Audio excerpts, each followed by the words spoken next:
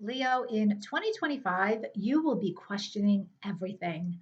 And I want you to think about this quote as you contemplate 2025 and how it unfolds for you. If you argue for your limitations, you get to keep them. If you argue for your possibilities, then you get to create them. You are soon going to understand, Leo, how profound that statement is in your reality as 2025 unfolds. Let's get started. As we begin the year, Mars is retrograde, and Mars originally went retrograde in your sign on December 6th of 2023. Now, as we enter 2025, Mars is still retrograde in your sign until January 6th. So you might be feeling less, vitality, less energy, a little bit more reclusive, and that seclusion energy, that time out, I need to rest energy will only get stronger for you in January, because after January 6th, Mars is still retrograde, but he retrogrades into your hidden 12th house.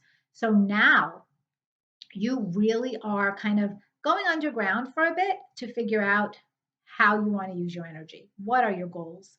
Have you been exhausting yourself pursuing the wrong things, something that's not aligned to who you truly are? If any of that is true for you, Leo, you're going to be realigning yourself. You're going to be course correcting, and that course correction will be complete after February 23rd when Mars finally turns direct. And you will have regain this zest for life, this excitement for the possibilities. Okay.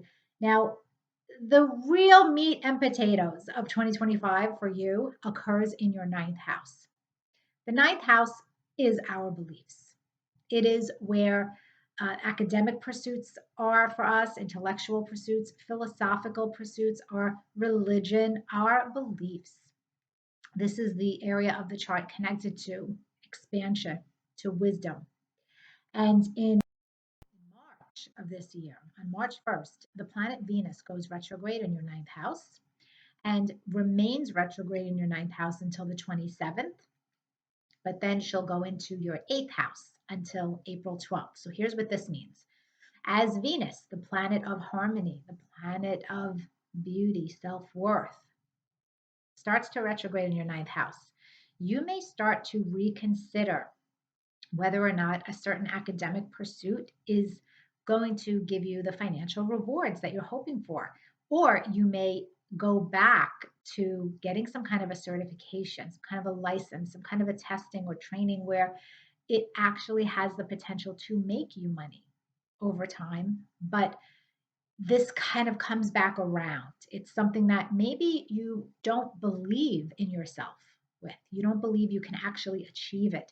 So there's some kind of struggle there around that area of your life during the beginning of the Mars retrograde. And then, I'm sorry, the Venus retrograde. And then Venus retrogrades into your eighth house, which is a financial house after the 27th of March and until April 12th. And that is when you're reevaluating financial matters in an important way, especially joint financial matters. So if you're married or if you're in a relationship where you share finances with somebody, this can be a time where you guys are really looking at those spreadsheets together, trying to figure out what you want to do with your finances. What are the financial goals? Where is money going to be allocated? What steps do you need to take to clean up your debt if you have any? To pay off loans, etc. So that's a theme during the Venus retrograde for you, Leo. But your ninth house is super, super active because something else is happening here. So there are three other things happening here. On March 29th, there is a solar eclipse in your ninth house, offering you a new opportunity here in some kind of ninth house matter. Now, this can be international related, international travel. This can be academic pursuit, uh, deciding to start school, go for that PhD, that advanced degree, a license, a certification, or this could be connected to your beliefs. The very next day, Neptune enters your ninth house. So on March 30th, Neptune, the planet of illusion, confusion, but also this high vibration, spiritual, intuitive planet, enters your ninth house for the first time in 165 years. Big deal. Yes, this is going to be monumental. Now, Neptune only says, hi, how are you, ninth house, for a few months. It'll be from March 30th until October 22nd, and then finishes up his tour of your eighth house until January 26th of 2026. After that point, Neptune goes full time in your ninth house. So this year, the Neptune lessons are giving you a shout out in ninth house matters and then wrapping up the eighth house. And with the eighth house part, that's just wrapping up any confusion, uncertainty, or where you've been deluding yourself connected to financial matters, and you're going to be fixing that.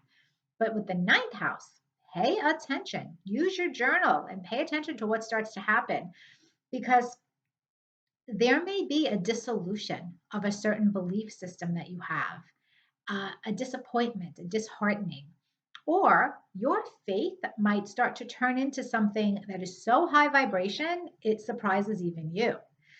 What adds to this energy is the fact that the planet Saturn also enters your ninth house for a little while in 2025. So, Saturn, the planet of responsibility, limitation, delay, but maturity, will enter your ninth house from May 24th until September 1st. And then after September 1st until February 14th of 2026, finishes up his lessons in your eighth house. And that's for the eighth house, it's about financial responsibility. So that's really finishing up for you this year and early next year. But the ninth house glimmer, when Saturn first enters your ninth house, you're going to realize that, okay, this is going to require work, dedication. I need to get very serious about what I am attacking here in my ninth house world. So you may be inspired on one hand or confused, disappointed, and then figuring out, well, where do I go from here? And Saturn's going to help you find that path. But more importantly, Saturn is going to help you get some sea legs connected to this path. And I do see for Leo this ninth house connection of Saturn and Neptune. It is in the sign of Aries. So this is going to be the courage to believe, the courage to pursue something that you know will help you grow and expand. And it can be quite beautiful for you. Aries is a fellow fire sign. So for you, this transit is gold. It is going to be very supportive, very auspicious, even if there is that initial sense of uncertainty, confusion, disappointment. I want you to push through that because you are going to create something very magical, very solid in your ninth house life. You are going to stop arguing for your limitations in your ninth house world, and you're going to create some possibilities. And those possibilities, again, are connected to your academic pursuits, your spiritual pursuits, and possibly international matters. This may also be an opportunity for you to spread your wisdom in a very significant way where you become the authority over the next couple of years. So if there is a big message that you have, Leo, I want you to pay very close attention to how the transit of Saturn and Neptune going into your ninth house helps you develop this message and ultimately spread it out into the world for others. So let's talk about some other astrology. Now, Jupiter, the planet of expansion and growth, starts out the year moving through your 11th house, which is your friendship sector. And this is a really nice time for you socially because it can give you great networking opportunity. Jupiter and Gemini in your 11th house is multiple friends or acquaintances who want to help you, who want to give you opportunities. And this is a very positive thing. These people have your best interests at heart. Jupiter here is very benevolent, very auspicious. You can trust this. You may feel a little scattered. You may have so many opportunities. You're not sure, should I join this group or organization or should I join this group or organization? And so you may have to juggle that a bit, figure out what is most important for you because we only have so much time in a day. But you probably have multiple interests now and multiple invitations. And you're going to want to take advantage of as many of them as you can because you want to. They excite you. This is really, really nice positive energy. On June 9th, Jupiter enters your 12th house, and Jupiter remains in your 12th house until June 30th of 2026. Jupiter in the 12th house is a beautiful placement. It is a very divinely inspired placement, even though everything in the 12th house is more secluded and connected to potential difficulty, Jupiter here, it's not that it necessarily mitigates your difficulty. Okay. You're still going to have whatever hard times you are having in your life, but Jupiter here rescues you in some capacity. It is hidden support, it is divine spiritual protection, it is an actual person who is going to work on your behalf behind the scenes, like a hidden angel who's going to come to your rescue. And it is a gorgeous, gorgeous placement to have. This is also going to enhance your psychic ability, your intuition. So I want you to trust that. Your dream life might become stronger. It is that placement, by the way, combined with Neptune being in your ninth house. So the months between June 9th and October 22nd, in particular, pay very close attention to the spiritual advancement that you make, because I think it's going to be on fire. I think it's going to be very pronounced. And you might think you're a bit crazy in the month of June because this might be significant. There may be some kind of big spiritual awakening around the middle of June for you, but honor it, go with it, trust it. It does look like it's going to be very positive for you. So, Uranus, let's talk about the planet Uranus. This is the planet of liberation. This is the planet of unconventionality. It is sudden change, sudden revolution. And Uranus has been in your 10th house of career since 2019. And I do not have to tell you, Leo, that when it comes to your professional life, it's been a roller coaster. And it has been quite a bumpy roller coaster ride for you, because Uranus in Taurus is not very compatible, very easy energy for Leo to work with. So you've had sudden changes in career direction, multiple false starts or pivots in your career path. It has not been a straight road. It's been left, right, upside down, backwards, sideways. Let's try this. Let's do that. Oh, I have an opportunity here. And then boom, the authority figure decides, no, not interested. Things like that have been happening to you for years. Well, on July 7th and until November 7th of this year, Uranus is going to give your 10th house a break. And Uranus goes into your 11th house for a little while. Uranus will go back into your 10th house after November 7th and until April 26th of 2026. And that is when Uranus finishes those lessons of instability and learning how to honor your more non-progressive nature in terms of your career development, to use Uranus. You're going to be really using Uranus during that last stretch of time that he's in your 10th house of career, and you're going to lean into all of the higher vibration things that Uranus rules: technology, the sciences, progressive, unusual career paths, all of that. Okay, this is going to very much help you. A career path that you never thought you'd be in, you may ultimately find yourself in. But the chaos of your career life is going to settle down from July 7th until November 7th of this year. And that is going to feel good because you have not had that since 2019. And not having so much constant chaos to react to in career is going to allow you the opportunity to just sit with where you are professionally and figure out if this is in fact the right path for you.